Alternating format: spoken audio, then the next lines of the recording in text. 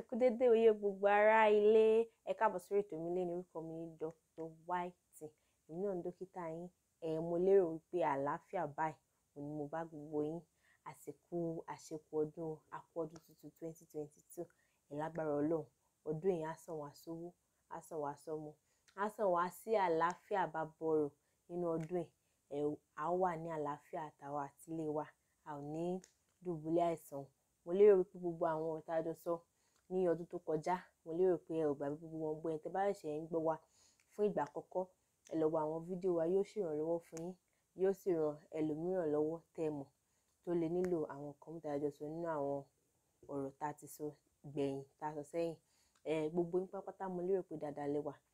Gbogbo àwa tí à ń lògùn fún ìtọ́jú ara wa fún àìlera kan tàbí omi, mo lérò wípé ẹ tún ti ṣèpinnu tuntun lọ́dún yìí pé ẹ ó máa lo ògùn yín.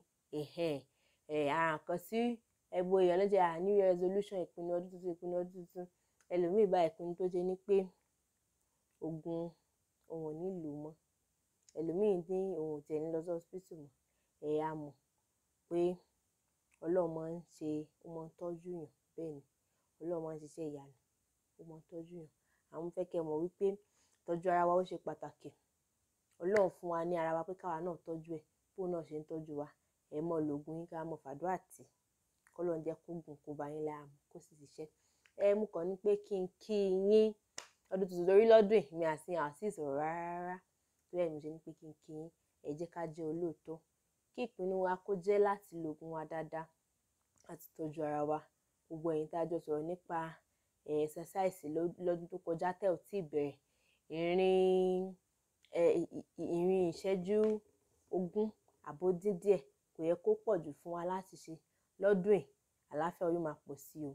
Gbogbo àwọn nǹkan tá a ní ká ṣe, ẹ̀yin tó yẹ kí tó yẹ pé ìlera yín, ara yín kò fàyè gbà kẹ́ mọ́ mu ọtí mọ́. Mo lérò pé ẹ ti pinnu láti dáwọ́ ọtí mímu dúró lọ́dún yìí.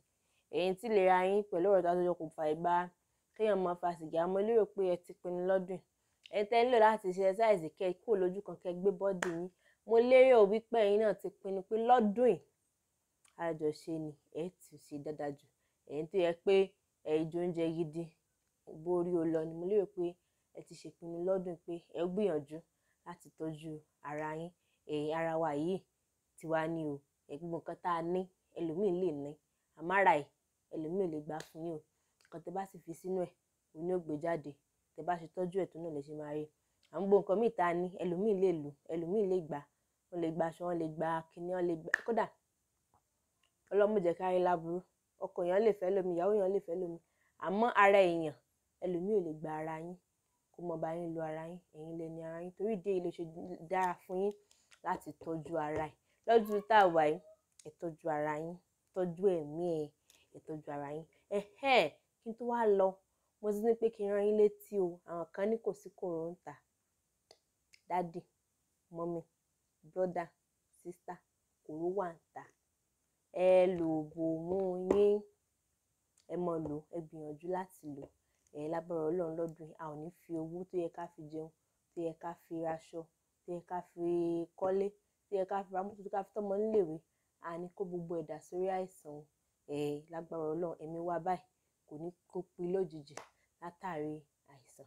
Ọlọ́run mọ̀ fi ìṣọ̀rí mọ̀ fi ṣọ́ wa. Àmọ́ ẹ jẹ́ káwa náà ká tọ́jú ara wa. Ẹ mọ́ ṣàìgbọràn.